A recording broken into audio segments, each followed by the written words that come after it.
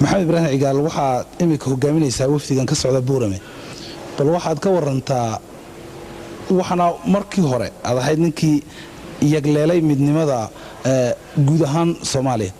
imika bal waxaad ka warantaa dawladda Somaliland iyo kala go'a Soomaaliya guud ahaan bal arrimaha ka waran si aad ugu muuqataa su'aal wanaagsan weeye Soomaali waxa ku dhacay qadar ilaahay oo waxyaabo badan oo aynaan filaynin ka soo baxeen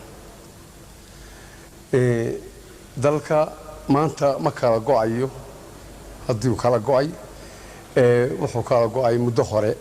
oo ninkii taliyaha intii uu talada hayay khusuusan sanad 12 sano u dambeysay isaga gooni u gooyay gobolada waqooyi qaynuun ka gaara dalka kale lagu xukumo dalka inta kale lagu xukumo u sameeyay dad uu soo soocay oo lagu soo soocay sharriirnimadooda iyo dib tooda lagu soo soocayna u keenay meesha ku sameeyay markaasuu dalku go'ay magaalooyinkiisii la dumiyay dadkiisii la cayriyay ee ay maxay ahayd kaamam cayreed oo ardal xabash ku yaala ay galeen wadani ku caabidisay maanta markaa ma kala go'in dalku anigu waxaan ahaa dadkii lahaa waaraynu bal aana qubtay badbaad la qabayaynu u kaadino laakiin haddii aan dadkii dhex tegay oo aan niyadoodii iyo amalkooda ka muuqanayay iyo dhibtii gaadhay waxay ahayd aan arkay waxay ila noqotay inaan maanta maxay ahayd la is hortaagi karin iraadada maanta ay dooneen marka sidii maanta baan shirkii halka uga sheegay waxaad moodaa inay maanta tahay danta Soomaaliyeed in wahbiga ay nagu dhacay qolo waliba halkeedii iskaga dawayso dawlad lama hayo saaxiib dawlad lama hayo maanta dal kala quban baa la hayaa dad dhintay baa la hayaa dal baabay baa la hayaa dawaal la rabaa maanta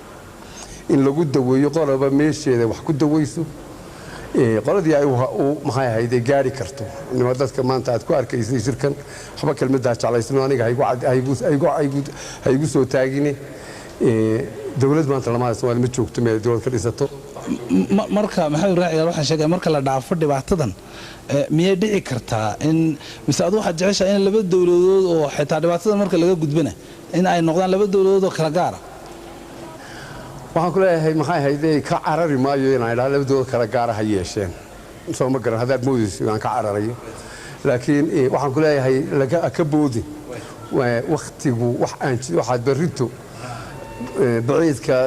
قاني دونه محاي هيدا يش أنك جوين دونه هاي جل واقع إنه ما أنت هينا وحي هاي ضد كيسو مالي دو باهي تدحون ننحون أو مدحنا الله واقص اللي ضي أو نبرب بدن جارسيي أو صحون وقالي دباديد مركي وكتجينا إلى هاي وحبي كلا يكون في ذو يدي بقى ديجورنتي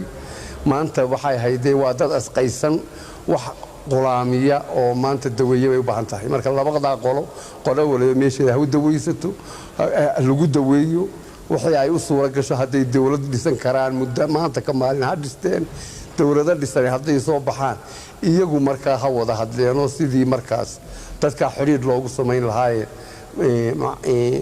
أي وضع دقل من الهايين هكذا هذا لكن ما أنت وحي كتشتا وحوي تذكر وارد بويا لاين للدوية وبهيه waxaanu ku haynaa maxay hayday boorami waxa weeye wax dad ilaahay maanta uu saxalkii ka qaaday oo nimanka mashaayixda iyo odayaasha iyo uqaasha oo aan sanad guryahoodii tagin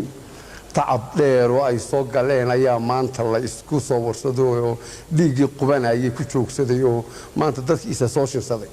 kaasaan boorama ku haynaa dad inkaas kuwa halka joogaana waa kuwa walaalkaadan xataa gaadhin عبد الرحمن علي waxa uu boorama ku yiri baa leeyahay waxaan xilkii ku wareejiyay hawshii goortida taas ma xaqreen inta imika goortida Soomaaliland ka talanaysa عبد الرحمن khudbadii uu ka akhriyay meesha عبد الرحمن أحمد علي wuxuu yiri maxay hayday aniga shirkan oo kaleena ayaa ay doortay muddo yar baan ay hadhay waqtigii wax la ii dhiibay muddada yarna shirkan oo kale ku dhici maayo maxay hayday oo aan u dhiibaa markay muddadii ka dhamaato marka maadaama kani joogo kanaan u dhiibay marka iyagaan taladii ku wareejiyey marka Soomaaliya u taliya dowladda Cabdiraxmaan waa dhisan tahay weli may dhicin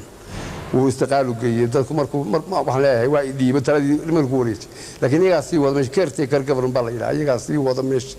talada odayaasha ayaa haya iyaga ciddii kale ku celiya isagii iyo cid kale u doortaaba iyaga haya taladii isna ku wareejiyay dalkoo dhamina u wada dhiibtay shirka maanta markii aad ka hadashay niman kale oo iyaguna ka socda ururo matala beelaha ku dhaqan Soomaali waqooyigeeda ayaa waxay yiraahdeen in iyagu ay jecel yihiin Soomaalidu inay sidii hore ahaato bal arinta ka waran walaal erigaasi baan kula qabanayay bilowgeeda uu ka qalloocday nimanba matila baa tiri beelaha Soomaaliyeed ma matilaan nimanba ka hadlay meeshan oo yiri beelaha Soomaaliyeed ayaa Soomaaliland baan masilaa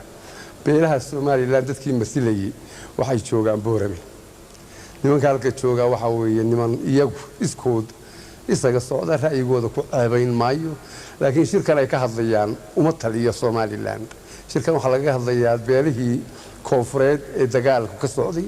iyagu bay shirka ka kharibeen arrinka ay meesha kaga hadlayeen ma yaalo meesha Boorame u yaalaa kolka maxay raacigaal hadii aad ka socotid Boorame in Soomaaliland arrintaadu ay tahay shirkan ujeedada u timaadeen waa maxay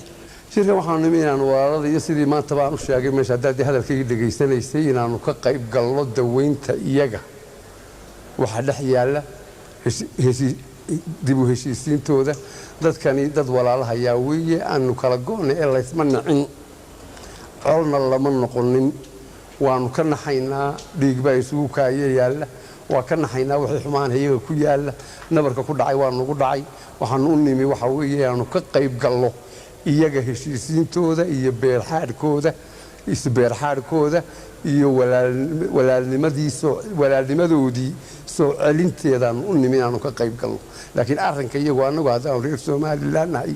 waa noo gooni Boorame noo yaala